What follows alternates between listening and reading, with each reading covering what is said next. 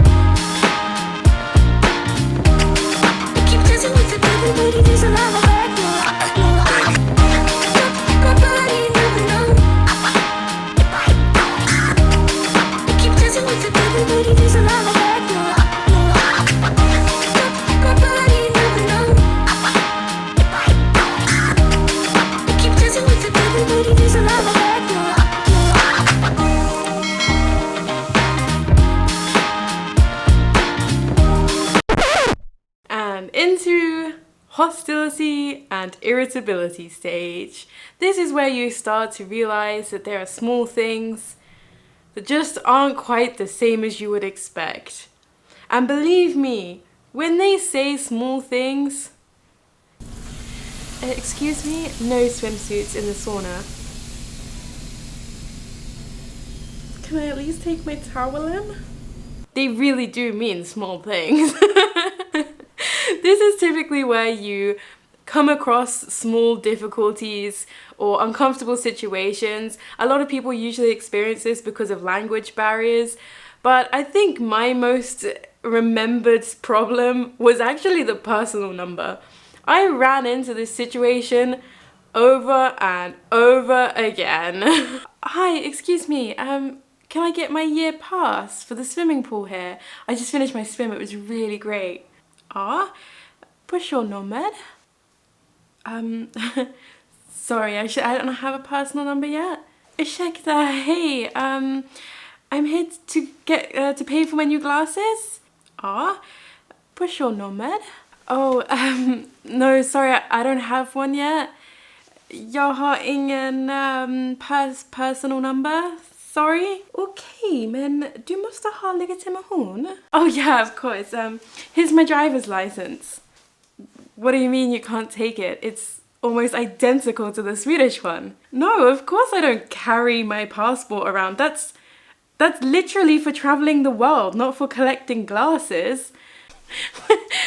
What do you mean you have to check that I'm Jasmine? Of course I'm Jasmine. Even if I wasn't, I'd be very happy that a random person off the street came in and paid for my glasses. That's a lovely thing to do. Why do you need to check that I am Jasmine? Yeah. Fine, I'll go home and get my passport. So I've been in Sweden a while now, and I had to sort things out, like personal numbers and resident permits. And where do you go for these things?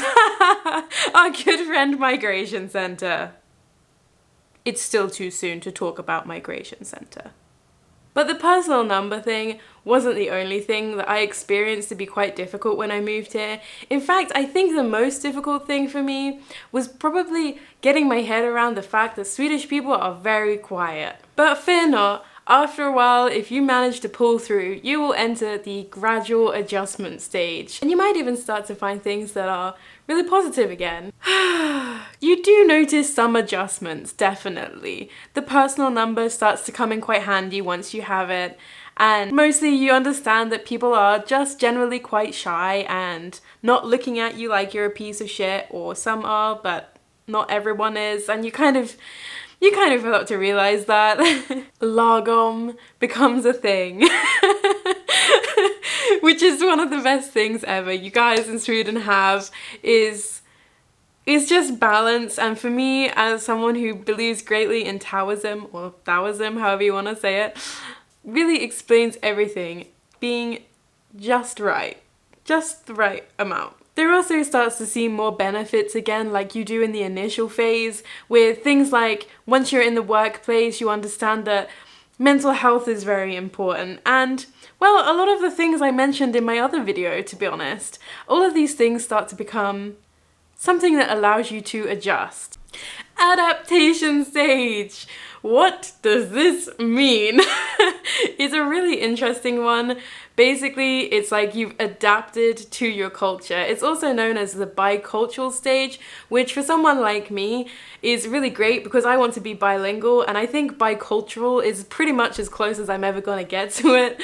But this is really funny because when I researched this and all the different stages and psychology behind it and everything, I was really like, have I changed? I don't think I've changed at all, until I started really thinking about it. And then I realized I absolutely stand in front of the fridges in ICA or Willys or any supermarket like a fucking lemon. I never ask people, or I very rarely ask people, excuse me.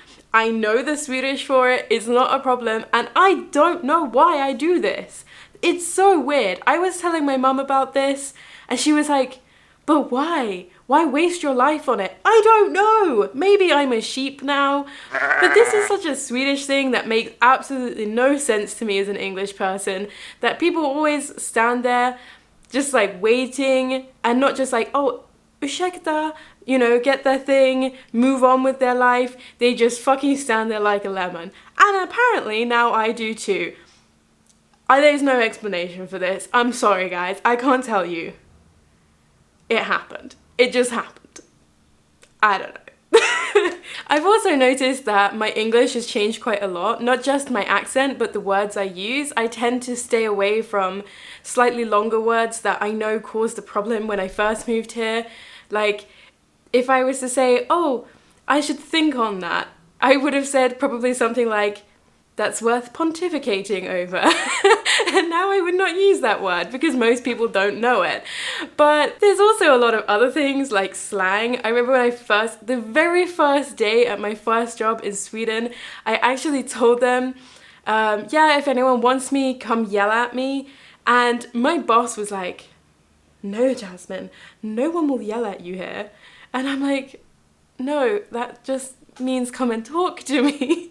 So this kind of slang that I've dropped and I don't really tend to use anymore, along with knock yourself out, that's a story for another time, but I'm guessing you can probably guess what happened there, and it wasn't taken in the light-hearted feel free to do this way that it's actually meant in English. Anywho, there's many things that you'll find you'll start adapting to fit into your culture, and you'll definitely feel less lonely and out of the community in this stage. Interestingly, there is actually a fifth stage to some psychologists that is called the entry reshock or something phase, which is basically when you're at this phase, when you're at the adaptation stage and then you go back to your original country. And to some degree I did experience this, although I didn't move back to England. When I visit England and I see that shops have closed and there's a new shop here and things are missing, you feel like you're very disconnected from what you would have considered home. So it's a really strange feeling, but mostly I think the hardest thing is not being able to return home frequently. All the people that have been watching my videos and subscribing, I cannot believe I'm almost at 100 subscribers. I know it's really sad because YouTube is always like, oh, 500,000 subscribers. And I'm like, yeah, I got 100. But I'm so happy.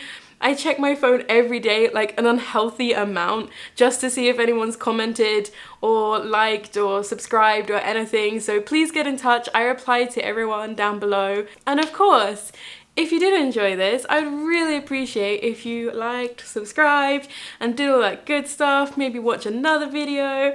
Thank you so much, and I will see you next time.